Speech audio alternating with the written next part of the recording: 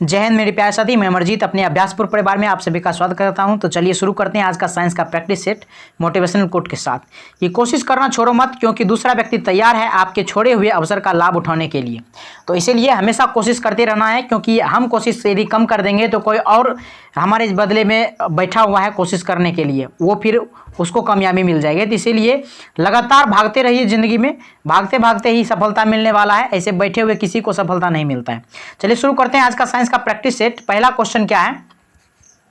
इसका पहला क्वेश्चन है आज का कि CA3PO4 का होल ट्वाइस का द्रव्यमान क्या है। देखिए सबसे पहले नंबर तो आपको 1 से लेकर के 20 तक का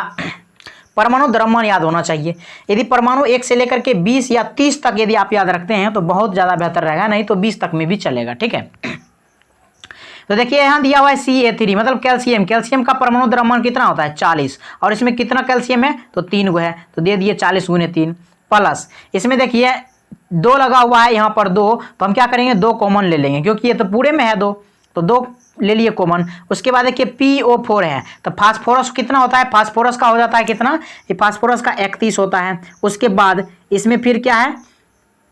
ऑक्सीजन है 16, और इसमें 4 ऑक्सीजन, तो 16 चौका कितना हो गया 64। तो हम कह सकते हैं इसमें हो गया 40 तिया यानी कि 120, अब प्लस हम कर सकते हैं 2 इंटू 31, 16 चौका 64 और 31 को जोड़ेंगे तो कितना हो जाएगा 95 हो जाएगा। 95 दूनी कितना हो जाता है, 95 दूनी 190 और 120, और टोटल जोड़ेंगे तो कितना आ जाएगा, टोटल जोड़ेंगे तो 310 आ जाएगा, यानी कि इसका ऑप्शन नंबर क्या हो जाएगा, ऑप्शन नंबर ए इसका सही आंसर हो जाएगा। चलिए आगे बढ़ते हैं, अगला क्वेश्चन देखते हैं। अगला क्वेश्चन है कि NH2CONH2 यानी यूरिया का परमाणु भार क्या है। तो वही परमाणु द्रव्यमान का है या परमाणु भार का एक ही बात है। देखिए अब यूरिया का NH2 इधर भी NH2 है, दोनों को एक साथ लिख देंगे। ठीक है, 2 से मल्टीप्लाई कर देंगे। तो देखिए नाइट्रोजन का कितना होता है, नाइट्रोजन का होता है 14, परमाणु क्रमांक 7 और द्रव्यमान 14, अब प्लस हाइड्रोजन का 2, 14 2 कितना हो गया, 14 2 16 हो गया, 16 हो गया तो 16 इधर और 16 इधर, तो कितना हो गया 16 गुने 2 कर देंगे तो नहीं हो गया 32। अब प्लस यहाँ पर कार्बन कितना होता है, कार्बन होता है 12, अब प्लस में यहाँ ऑक्सीजन कितना होता है 16, और सबको जोड़ेंगे 16 बोला 28, 28 और 32 कितना हो गया, कुल मिलाकर के हो गया 60। इसका ऑप्शन नंबर क्या हो जाएगा, ऑप्शन नंबर ए इसका सही आंसर हो जाएगा। चलिए आगे बढ़ते हैं, अगला क्वेश्चन है कि साधारण जल में H2O का द्रव्यमान क्या है। देखिए साधारण जल में जल H2O का, हाइड्रोजन का देखिए हाइड्रोजन का परमाणु द्रव्यमान भी एक ही होता है, क्योंकि इसमें नाइट्रोजन नहीं पाया, न्यूट्रॉन नहीं पाया जाता है, न्यूट्रॉन नहीं पाया जाता है, जिसके कारण क्या होता है सिर्फ प्रोटॉन ही इसका परमाणु द्रव्यमान हो जाता है। ठीक है, तो ये हो गया हाइड्रोजन का 2, यानी कि 2 हाइड्रोजन है तो 2 परमाणु द्रव्यमान प्लस इसमें 16, 16 2 कितना हो गया 18, तो हम कह सकते हैं कि 18 इसका परमाणु द्रव्यमान हो जाएगा। तो ऑप्शन नंबर ए इसका सही आंसर हो जाएगा। चलिए आगे बढ़ते हैं, अगला क्वेश्चन है। देखिए ऑक्सीजन के 3 समस्थानिक होते हैं, कितने, ऑक्सीजन के 3 समस्थानिक होते हैं। एक को कहा जाता है प्रोटियम, क्या कहा जाता है, प्रोटियम कहा जाता है, जो कि प्रोटियम होता है कह सकते हैं 1 ठीक है। और ड्यूटेरियम की बात करें, ड्यूटेरियम, तो ड्यूटेरियम में कितना होता है, ड्यूटेरियम होता है परमाणु कहते हैं द्रव्यमान 2 होता है, और इसका परमाणु क्रमांक तो मतलब हाइड्रोजन कहते हैं 1 ही, क्योंकि समस्थानिक कहते एक ही रहेगा। और ट्राइटियम की बात करें, ट्राइटियम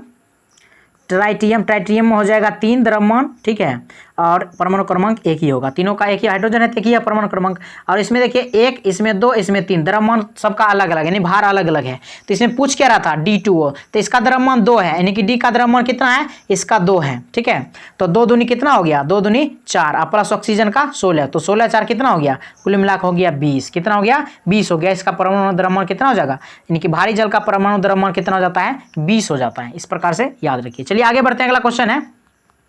अब देखिए मोल की संकल्पना से संबंधित आ गया। देखिए मोल का हम एक डिटेल वीडियो बना चुके हैं, आप यदि नहीं देखे हैं तो उस वीडियो को जाकर के आप देख सकते हैं। ठीक है, अपलोड कर दिया गया है, यदि अभी पब्लिश नहीं हो पाया तो वो आज दिन तक में हो जाएगा। ठीक है, हो सकता है ये वीडियो आपको पहले मिल गया हो, वो बाद में मिलेगा। चलिए ठीक है, तो मोल की सही परिभाषा निम्न में से कौन सी है। तो मोल की सही परिभाषा देखिए, मोल की सही परिभाषा, यह पदार्थ के ग्राम परमाणु द्रव्यमान के बराबर होता है, ये गलत है, ग्राम परमाणु द्रव्यमान के बराबर नहीं होता है। इसे दूसरा नंबर देखिए, इसमें दिए हुए पदार्थ के 6.022 गुने 10⁻20 परमाणु होते, नहीं 20 यहाँ नहीं 23 होना चाहिए था, ये गलती से लिख दिया गया है, बोर्ड के द्वारा ही ये क्वेश्चन दिया गया था, पर ये मिस्टेक से 20 की जगह पर 23 होना चाहिए था। ठीक है, इसमें दिए गए पदार्थ के 6.022 गुने 10⁻23 अणु होते हैं, तो ये सही होगा बी। या पदार्थ के ग्राम आणविक भार के बराबर होता है, तो ग्राम आणविक भार के बराबर होता है, तो ये भी इसका सही आंसर हो जाएगा कि ग्राम आणविक भार के बराबर होता है, ना कि इसके परमाणु द्रव्यमान के बराबर। ठीक है, आणविक भार के बराबर होता है। और उसके बाद है कि इनमें दिए हुए पदार्थ 6.02 × 10⁻23 अणु के बराबर होते हैं, तो ये भी बिल्कुल सही है। परमाणु रहे, अणु रहे या आयन रहे, तीनों में से कोई भी एक हो सकता है, यानी कि बी, सी और इसमें कौन सा हो जाएगा, बी, सी और डी हो जाएगा, यानी कि ऑप्शन नंबर क्या हो जाएगा, ऑप्शन नंबर इस प्रकार से हम कह सकते हैं कि बी सी डी किस में है, ऑप्शन नंबर बी में है, विकल्प बी इसका सही आंसर हो जाएगा। ठीक है, यदि यहाँ पर ये सही कर लेते हैं तो, यदि वहाँ पर सही नहीं है तो इसके अनुसार यदि मान चलिए कि अगर बी सी मानते हैं तब फिर इसका आंसर क्या होना चाहिए था, डी इसका सही आंसर होना चाहिए था, सी और डी। लेकिन बोर्ड द्वारा लिया गया था जो क्वेश्चन का आंसर वो बी लिया गया था, तो बी लिया गया था तो यहाँ पर 3 होना चाहिए था, तब बी लिया जाएगा आंसर। ठीक है, तो इस प्रकार से यदि मान चलिए कि इसको आप सही मानते हैं कि ये सही लिखा हुआ है, तो इस पर अनुसार ये इसका आंसर जो है डी होना चाहिए था। ठीक है, यदि ऑप्शन बी लिया है बोर्ड ने तो इसका मतलब है कि यहाँ पर 3 उसने गलती से लिख दिया है, 20। ठीक है, 23 होना चाहिए था। चलिए आगे बढ़ते हैं, अगला क्वेश्चन है, ये प्रीवियस ईयर सभी क्वेश्चन आपको दिया जा रहा है। ये रसायन शास्त्र में संख्या को दर्शाया जाता है। देखिए रसायन शास्त्र में संख्या को दर्शाया जाता है किसके द्वारा, तो मोल के द्वारा दर्शाया जाता है। क्या, मोल के द्वारा दर्शाया जाता है। अर्थात हम कह सकते हैं कि रसायन भाषा में हम जो दर्शाते हैं किसी संख्या को, किसी पदार्थ के मान को दर्शाते हैं किसके द्वारा, मोल के द्वारा दर्शाया जाता है। चलिए आगे बढ़ते हैं, अगला क्वेश्चन है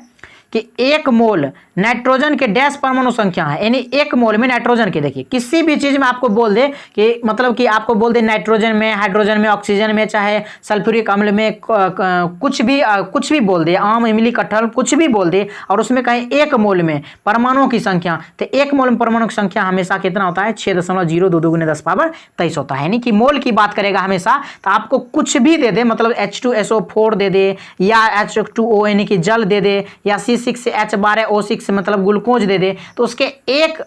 मोल में, 1 मोल जो ही कह दिया तो 1 मोल में क्या हो जाएगा, परमाणुओं की संख्या बोलेगा, तो 1 मोल में परमाणुओं की संख्या हमेशा क्या होता है, 6.022 × 10⁻23 ही होता है, अणु, परमाणु या आयन। चलिए आगे बढ़ते हैं, अगला क्वेश्चन देखते हैं।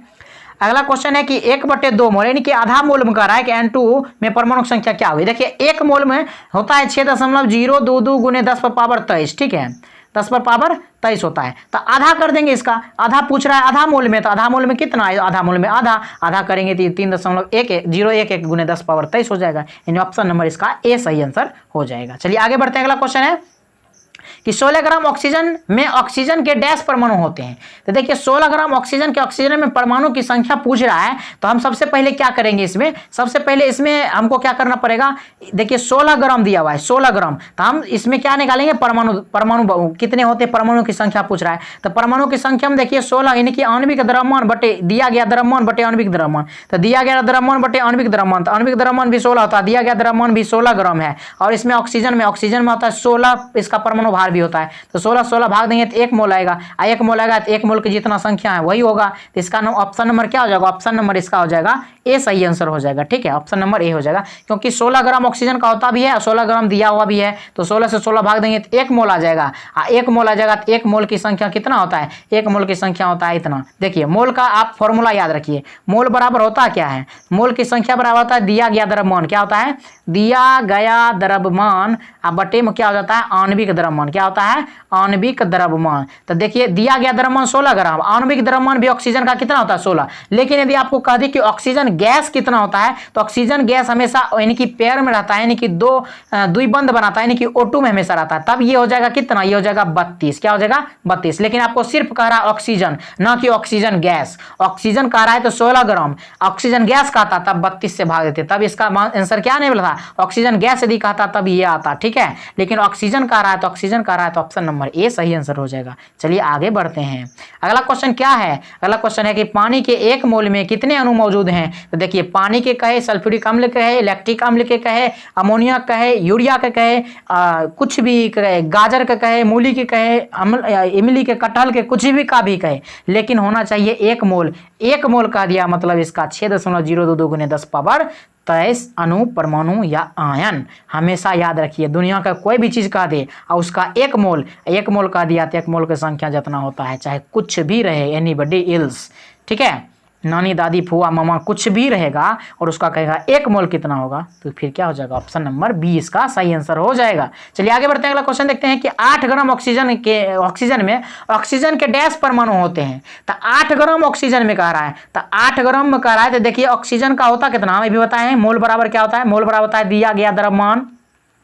बटे आणविक द्रव्यमान, दिया गया द्रव्यमान कितना 8 ग्राम, आणविक द्रव्यमान कितना था 16, इसका मतलब है कि हाफ मोल आएगा, हाफ मोल आएगा तो हाफ मोल का संख्या कितना हो जाएगा, हाफ मोल 3.011 × 10⁻23 अणु हो जाएगा, अणु परमाणु या आयन हो जाएगा। यानी कि 8 ग्राम ऑक्सीजन दिया हुआ है और ऑक्सीजन का परमाणु द्रव्यमान होता कितना है 16 है, तो 8 में 16 से भाग देंगे तो 1/2 मोल आएगा, 1/2 मोल की संख्या क्या आ जाएगा, तो 6.022 गुने 10⁻23 होता है, इसमें किससे भाग दे देंगे 2 से दे देंगे, 2 से दे देंगे तो जो मान आएगा ऑप्शन नंबर बी इसका सही आंसर हो जाएगा। चलिए आगे बढ़ते हैं, अगला क्वेश्चन देखते हैं कि 32 ग्राम ऑक्सीजन गैस में, देखिए ऑक्सीजन गैस कर रहा है, ऑक्सीजन के डैश परमाणु होते हैं, तो ऑक्सीजन गैस की बात कर रहा है, तो ऑक्सीजन गैस की मतलब O2 की बात कर रहा है, तो दिया गया द्रव्यमान है कितना 32 और ऑक्सीजन गैस जो है O2 का द्रव्यमान भी क्या होता है 32, 32 से 32 काटेंगे तो कितना आ जाएगा 1 मोल, 1 मोल आ गया तो 1 मोल का कितना द्रव्यमान होता है, 1 मोल का जो परमाणु अणु या आयन 1 मोल की संख्या कितना होता है 6.022 × 10⁻23 अणु परमाणु या आयन। तो इसमें पूछ रहा था परमाणु तो परमाणु दे दिया, अणु का था अणु, आयन का था आयन। ठीक है, इस प्रकार से याद रखिए, आपको डिटेल में वीडियो बना चुके हैं, यदि आप नहीं देखे हैं तो उसको जाकर के देख लीजिए। ठीक है, वो अपलोड हो जाएगा, यदि नहीं हुआ है तो हो जाएगा, या कर दिए हैं तो आप जाकर देख सकते हैं, चेक कर सकते हैं कि है कि नहीं है। ठीक है, तो आगे बढ़ते हैं, अगला क्वेश्चन देखते हैं कि अगला क्वेश्चन क्या है। अगला क्वेश्चन है इसमें देखिए कि 16 ग्राम ऑक्सीजन गैस में ऑक्सीजन के डैश परमाणु होते हैं, 16 ग्राम ऑक्सीजन गैस में ऑक्सीजन के डैश परमाणु, तो 16 ऑक्सीजन गैस कर रहा है, तो गैस कर रहा है मतलब O2 कर रहा है, तो इसमें देखिए हाफ मोल हो जाएगा, कैसे, तो हाफ मोल कैसे होगा, तो आपको अभी हमने बताया कि 16 ग्राम दिया गया द्रव्यमान अब बटे आणविक द्रव्यमान गैस का होता है 32, तो हो गया हाफ मोल, हाफ मोल हो गया, इसका मतलब क्या हो गया, हाफ मोल का मतलब ये हो गया कि इसका आधा, तो आधा करेंगे तो क्या हो जाएगा, आधा करेंगे तो ऑप्शन नंबर बी इसका सही आंसर हो जाएगा। चलिए आगे बढ़ते हैं, अगला क्वेश्चन देखते हैं कि 1 ग्राम हाइड्रोजन में कितने अणु होते हैं, तो 1 ग्राम हाइड्रोजन में कितने अणु होते हैं, तो देखिए अब इसमें निकालना पड़ेगा क्या, 1 ग्राम हाइड्रोजन में कितने अणु होते हैं, तो कुछ भी कह दे, 1 ग्राम हाइड्रोजन में अणु कह दे, परमाणु कह दे या आयन कर दे, तो जो मोल की संख्या होता है वही हो जाएगा, यानी कि 6.022 एक जगह पर 1 2 दिया तो कोई टेंशन नहीं लेने है, इसका ऑप्शन नंबर बी ही सही आंसर हो जाएगा, क्योंकि आपने बताया कि कोई भी चीज कह दे उसके अणु परमाणु या आयन की संख्या या मोल की संख्या पूछे तो 1 मोल में इतना ही होता है। ठीक है, तो चलिए आगे बढ़ते हैं, अगला क्वेश्चन देखते हैं